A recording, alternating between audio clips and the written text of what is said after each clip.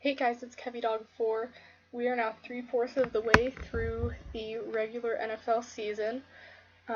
Every team has played at least 11 games. 2 teams have played 12. So I'm going to give you an update on the standings and kind of the playoff picture at this point. So I'll start with the AFC. So what I've done here is I have taken I just copied this right off the spreadsheet that I have, and I put it in a PDF, so it kind of looks funny, but it's legible and it's the way I want it. So what I have here is I have the AFC, and this is each of the divisions. I've ranked the teams. These two columns I'm going to try to ignore because these are from Week 12's games. And here's their record. This is how many games they played, their win percentage, and their games back. So for the AFC, the East, New England's leading. They have a record of 9-2. They're 2 games ahead of the Dolphins at 7-4. Buffalo is 1 game behind Miami, 3 games back of New England at 6-5, and the Jets are 3-8. And any team more than, let's see, if they've played 11 games, if they have 5 games to go, then anything above 5.5 on games back is out of playoff contention. So that would include the New York Jets. And if you're the Cleveland Browns, then that would be 4 for you, or the Tennessee Titans. So 2 teams have not had their bye yet, and they're the Browns and the Titans. So AFC East, secure lead by the Patriots. They're pretty close to clinching a playoff berth, I think. What I've done here, by the way, these colors, I did some conditional formatting in Excel. So what I did was the first round byes are in light blue. So if the playoffs were to have started today, this is the way it would be. The 2 blue would be first round byes. The green would be other division champions. So the number 3 and 4 seeds, and then yellow would be the wild cards. And I know that there are 2, 4, 5, there are like 8 teams on here, but that is because there are ties, and I have the tiebreakers, so I will explain them to you when I'm done with the whole AFC. So let's go to the West. AFC West, Oakland's leading. They have a record of 9-2, just like New England. The Chiefs are 1 game behind them. 8-3 record. Denver is 7-4 now, 2 games back, and San Diego is 4 games back, record of 5-6. They're very close to elimination. So, as you can see by the highlighting here, 3 of these 4 teams are really in serious contention to be in the playoffs. And I'll explain what's going on with that in a minute. The AFC North is Baltimore and Pittsburgh. They are tied for the top spot. They are both 6-5. Cincinnati is 3-7-1. I have 3.5 and 7.5 in my spreadsheet because ties count as 1 win and half of a win and half of a loss.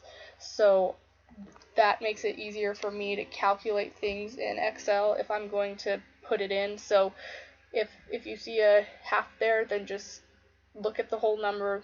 That's the wins, that's the losses, and the half a game is just showing that there was a tie. So they are 3-7-1, and Cleveland is 0-12, very far out of playoff contention, 6.5 games back, and Cincinnati is 2.5 games back of Baltimore and Pittsburgh, and their hopes look very grim for the playoffs. So the AFC South, Houston leads. They've been leading for possibly the entire season. If not, it's been very close to the entire season. They have a record of 6-5. Tennessee is 6-6, so right behind them, half of a game. And then a game back is the Indianapolis Colts, and Jacksonville is 2-9, 4 games back, nearly out of it. So although Tennessee and Indianapolis are not highlighted on here, this division could really go to anyone except for Jacksonville. So now I'm just going to explain what I've got here. So with my conditional formatting, what I did was I took what did I do first? I took each of the divisions, and I just highlighted the divisions, and I had it highlight the top um, team, the number 1 seed in each division. I had it highlighted light green. So I did that for this one, this one, this one, and this one. And then what I did is I selected all of those number 1 seeds, and I had it turn the top 2 of those light blue. So if some record was supposed to flip-flop on here, and one of these other 2 teams were to clinch or to be in the running for the first round bye instead, then it would turn blue, and the other team would just flip to green, so I don't have to go back and change everything, so it automatically does it for me. And then what I did was, since 4 teams are going to make it, 2 first round byes, 2 division winners that are still going to play during wildcard week, and then 2 wild cards. So what I did was I selected all the 2, 3, and 4 seeds, and I had it select the top 2, and that's what I got for the top 2. I know there are 3 highlighted, but that's because there was a tie. So I'm going to show you how each of these teams would be seeded if the playoffs would end today. So I think I'm going to grab my stylus. I think I'm going to draw some on here so you can see what's going on. So what's happening here is I'm going to take a look at our supposed likely first round byes first. Those are the ones in light blue. That's New England and Oakland. So as you can see, they have the exact same record, 9-2, and 81, actually more like 82% winning percentage. So for the tiebreakers, if the playoffs were to end today, there is a series of tiebreakers. I think this only went to 1 tiebreaker. The first tiebreaker is head-to-head matchups. Let me look. I wrote this all down. Head-to-head. They do not play head-to-head. So we go directly to the next tiebreaker, which is the winning percentage in their own division. So head-to-head is number 1. I can't write with this thing, so you're probably not going to be able to read this. But head-to-head is first, and then winning percentages in their division. So New England, among these 3 opponents, their winning percentage against them was 75%. They went 3-1 against the AFC East. Oakland, against their division opponents, they went 2-1, which ended up being a 67% win percentage. So that means, since New England has the better winning percentage, they take the tiebreaker, so New England would be number 1. So New England, I don't think you're going to be able to read this. Okay.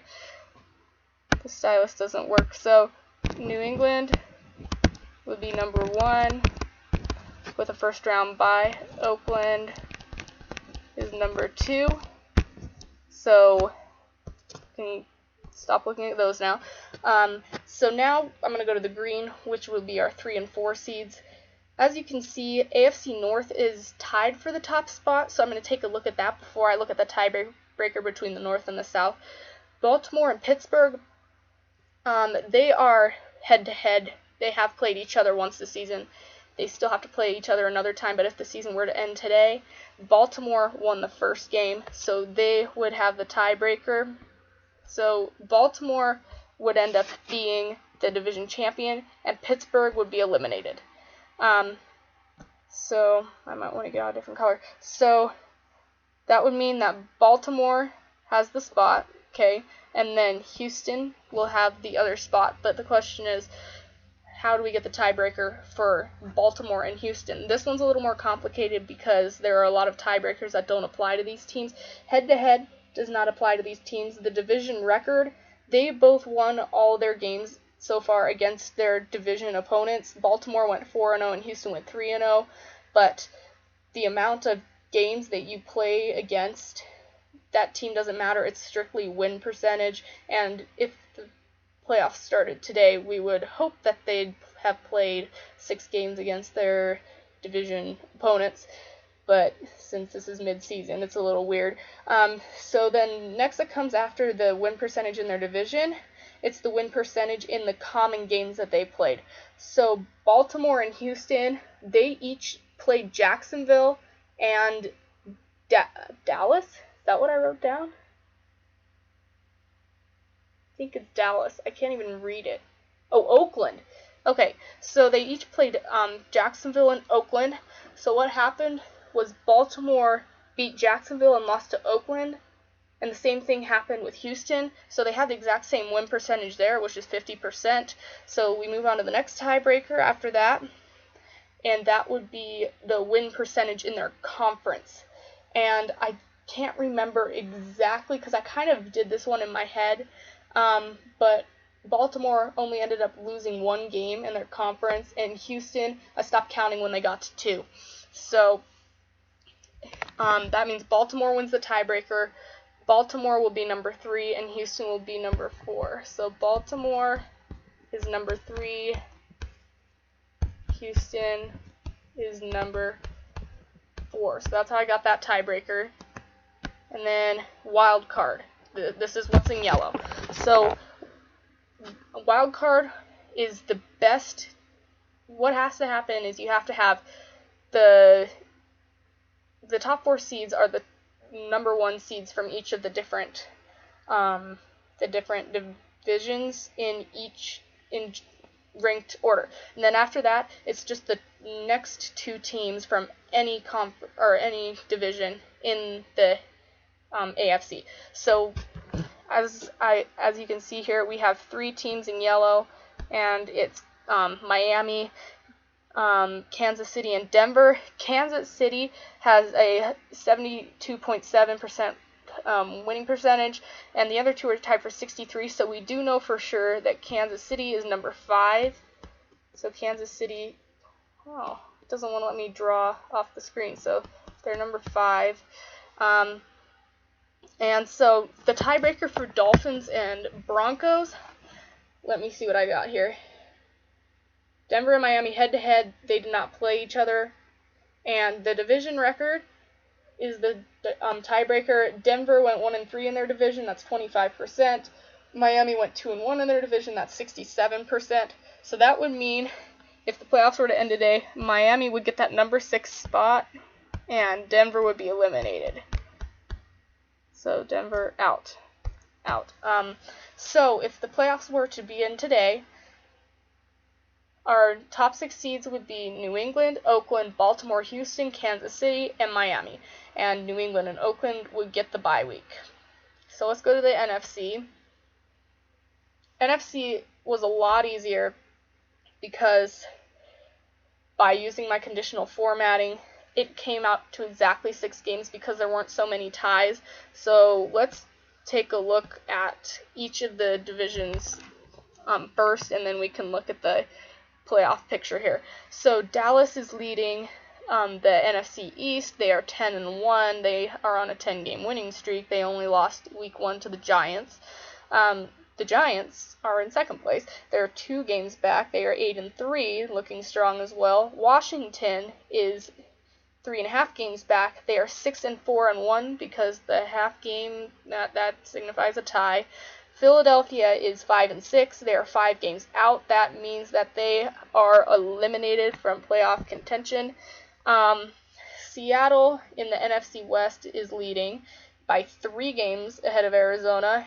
Seattle is 7-3-1. Arizona is 4-6-1. So Seattle is the only team with a winning record in this division. Los Angeles is 4-7. They're 3.5 games back. San Francisco is 6.5 games back. 1-10 record, eliminated. So NFC North, Detroit 7-4. Minnesota is 6-5. 1 game back. Green Bay's 5-6, 2 games back, and Chicago's 5 games back. That puts them out of it. Am I right? Actually, Chicago is not out of it technically, but they would have to win every single game, and Detroit would have to lose every single game for them to be back in it. And even so, I'm not sure if the tiebreaker would even count, so we may as well count Chicago out of this too. So in the NFC South, Atlanta's leading, and they have a record of 7-4, which is one game ahead of Tampa Bay. They are 6-5. New Orleans is 5-6, 2 games back, and Carolina is 4-7, 3 games back. So this division really could go to anyone because Carolina has gotten most of its wins in recent weeks. So anyone could really take this, but it's likely to go to Atlanta if they keep playing the way that they've been playing. So I'm going to take a look at their playoff picture now. It's obvious who's number 1 and number 2 in this conference. Dallas, 90% win percentage. They're number 1. Seattle, this is where it's confusing. Seattle has a lower winning percentage than the New York Giants do, but the top 4 seeds, no matter, even if they're better than the wild card, like on win percentage, they still have to be a higher seed than the wild card, so they automatically if you win your division, you're automatically a top 4 seed. If you are 2nd or 3rd place in a division, you are a 5 or 6. So that puts Seattle at number 2, even though they have the 3rd best record in the NFC. So that puts Dallas at 1 and Seattle at 2. That would give those 2 teams first round byes, and no ties there, so I don't have to worry about anything. Let's go to the 3 and 4 seed. There are only 2 teams going out or that are up for it, and they're Detroit and Atlanta, but they are tied. Here's the tiebreaker. I wrote these all down on the same paper and I can't find it. Okay, so head to head, they didn't play each other this year, but the division record, Detroit went 2-2 in their division up to this point, which is 50%. Atlanta went 3-1, which is 75%. So that gives the tie to Atlanta. Atlanta will be number 3,